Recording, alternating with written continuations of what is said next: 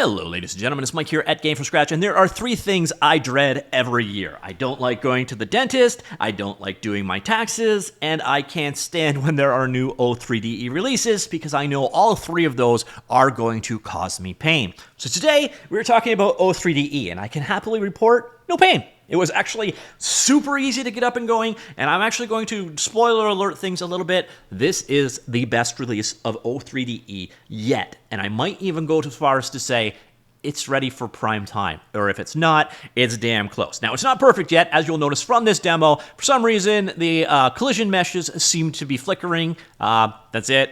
Otherwise, it has run flawlessly. It installs flawlessly. It has just been an excellent experience working with O3DE this time for the 24.09 release. And that is not something I can generally say. And I gotta say, they have been focusing on all the right things. Now, if you do not know about this, O3DE is actually the successor to Lumberyard. Now, Lumberyard is something I covered quite a while back. In fact, what we are seeing right now, this is footage from my video I did back in 2017 when they released this new demo. This was actually first released, I think, back in 2016, and Lumberyard started life as a fork of CryEngine. Basically, Amazon wanted to start up game studios. They gave several $1 million, I believe it was $200+ million, to Crytek for a perpetual license and fork of CryEngine. I believe it was CryEngine 3.4 at the time, but don't quote me on that one.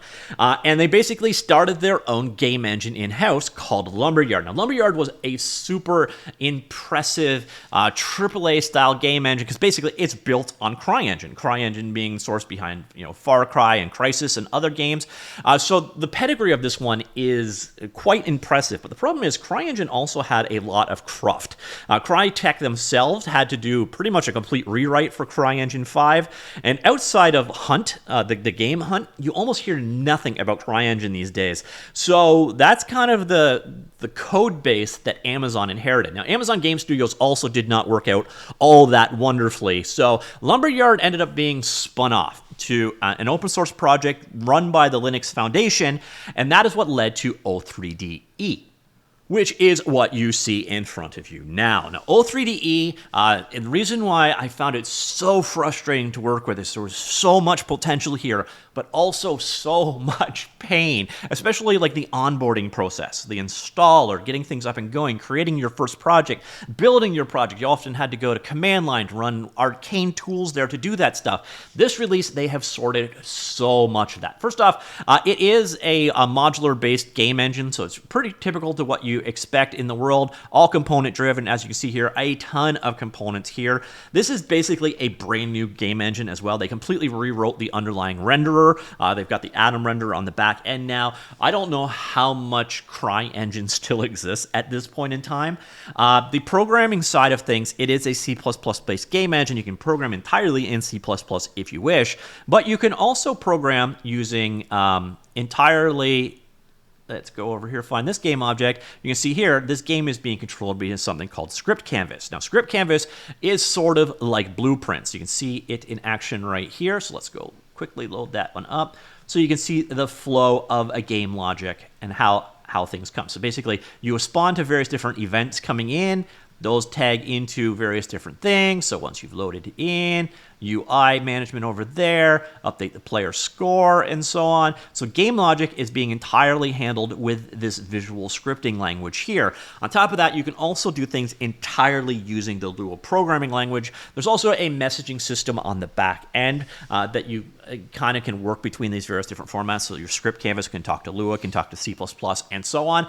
And that is kind of how things are coded. Obviously, you'll see here, I can dock this wherever I want in the UI. But where they've gone this particular release, and why I'm actually pretty excited about it, is they've done the work. They've brought in a lot of tools that made this inaccessible before. So, for example, before, if you wanted to export your game out, so you actually wanted to create a game for Android or Linux or whatever. By the way, this does run on Linux in addition to Windows. But if you wanted to create something, you actually had to go and go to a command line, run this build WAF tool, look up exactly what that meant. Now, there's a tool for it, and that is a huge step forward. So if I want to go ahead and build my game, I now go over to the project manager. I click over here, and you're going to notice here I've got export settings. I come on in here, I configure things as I want them to do, and then when I want to go ahead and export my game, I run the launcher, I pick my platform, and I build. This is such a big step forward from just basically having to, again, look up some obscure command line scripts, etc., to get things up and going. But there's more to it than this. What we'll see here, so here I am in the, again, project manager, and another big new thing you can do, I want to create a new project. Come in here. Here is my new project creator, my tool, etc. But what we now have here is this. Quick start scripts only. So now you can actually start using O3DE without anything weird happening. You don't need to install a developer toolchain. You literally just need to run the installer, and you can create a script-only project. So that's something that'll run on the script canvas and Lua scripting. Obviously, if you want to use C++ and you want to extend things on the back end, you're going to need to install a development toolkit. But right now, you can get up and running using Lua and script canvas in your project. It's got all these various different gems installed. And that's it. You don't need to worry about all that configuration faff that you used to have to do before. And this is nice because this is the process you have with, Unity or a Godot. You don't need to worry about having that dev tool chain all set up and going and finicky and all the resolutions of, I need this SDK and that SDK. And that used to be the Lumberyard or / O3DE experience and why it was so painful to get things up and going. It used to take me about probably 12 hours on average each time there was a new Lumberyard release to get it installed and my first project going and built. And sometimes it was much worse than that. Now you run the installer, it's done in about 20 minutes. You can create a new game, basically come on in here, create new game, scripts only, and boom, you're in the engine in like a half an hour. That is a giant, huge step forward. And it only took you a handful of clicks this time. By the way, another big aspect of O3DE is gems. Now, gems are basically like modules, DLLs, extensions, but these are pretty core level things. These are things that are things like physics engine, the API for the rendering system. There's some really key things here. Then you got some other stuff here like achievements. And then this is where Amazon's influence kicks in. You've also got AWS integration here. So if you want to work with the Twitch APIs and so on, you can get them all via gems. There are a total of 130 gems being shown. There are more available than that, I believe, as well. So it does have this extensibility system built in here as well. And that is kind of a quick look at O3D itself. But the biggest thing with this release, and this is just the stuff that always sucked about O3DE, is the usability. The usability was terrible. Getting things up and running was just such an incredibly painful process.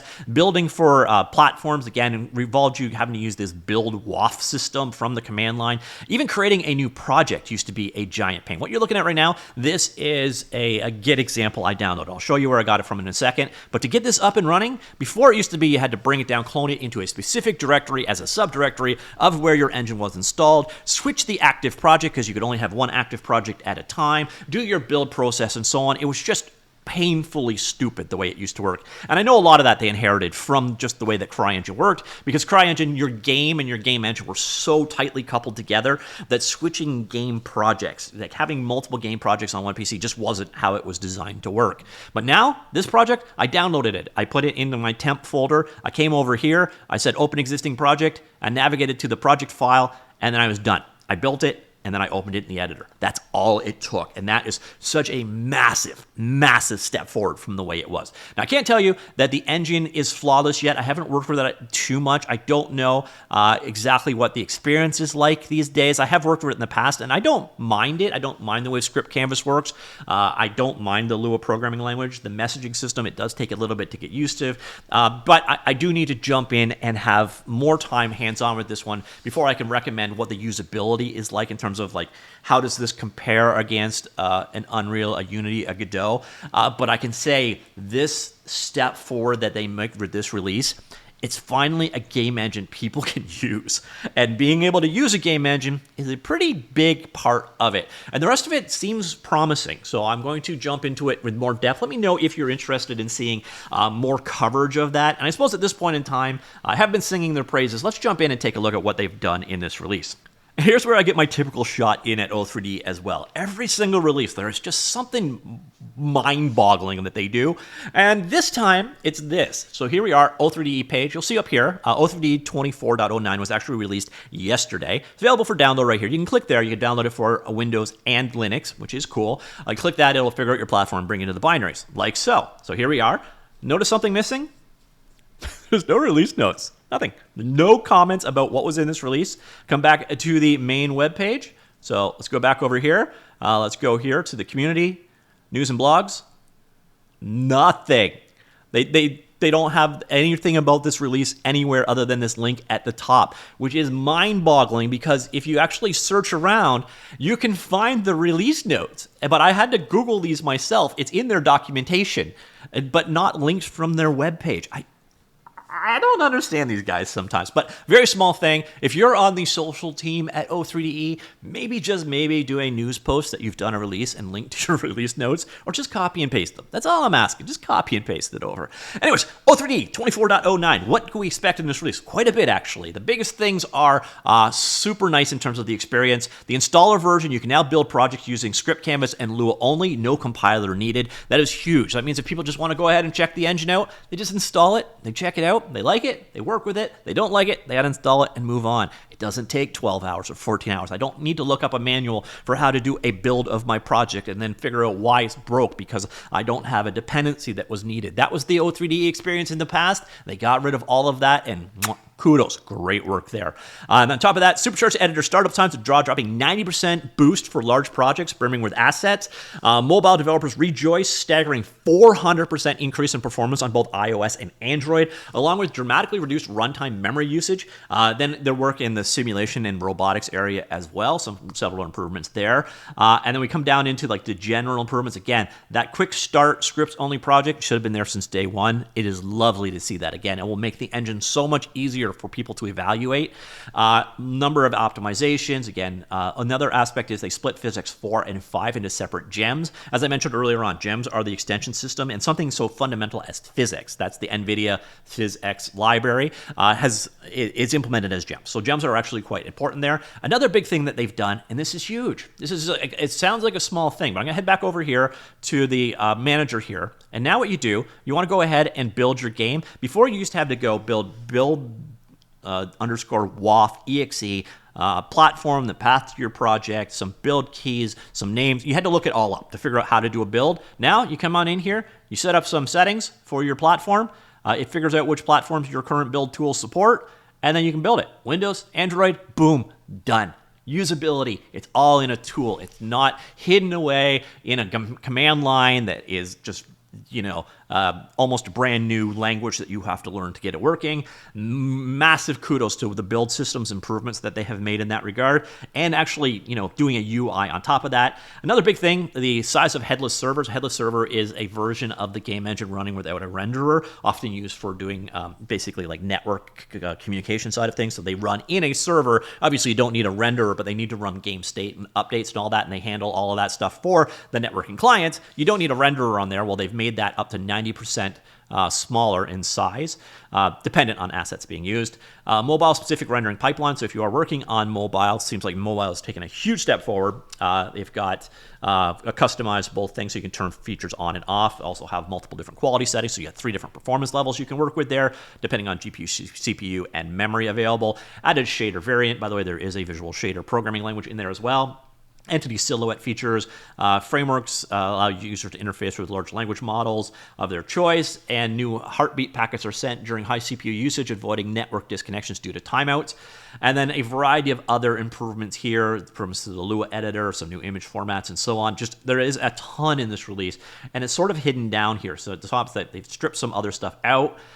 Improvements and changes to the gems. Again, there's a lot of things that they do on the robotics side of things. This isn't a channel about that kind of stuff, so I'm not really covering it today. Then they've made a number of changes to the renderer, a lot of things on mobile, and mobile being much more viable, but just improvements across the board there as well. So the renderer took a big step forward this particular release. VR and AR stuff got improved. There are a couple of known issues here as well, but as you can see here, these are the contributors. So there's a lot of people behind O3DE, and there's a lot of money behind O3DE. It's a project that has quite a few backers working on it. There's some pretty major sponsors behind O3DE.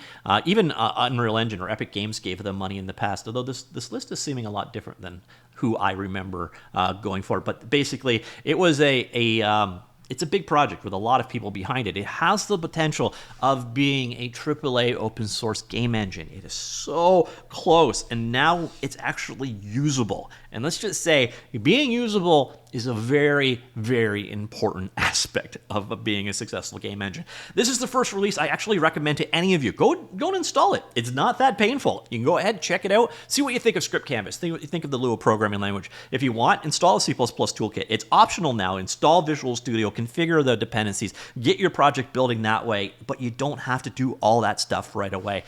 Kudos to the O3DE team. Hands down the best release they've done yet. O3DE is just taking a giant jump forward, and this is the first one. Again, I highly recommend that people go and check it out for themselves. If you'd like to see future coverage of O3DE, let me do the work for you. Let me know that in the comments down below. Let me know what you think of this release overall, and that's it. I'll talk to you all later. Goodbye.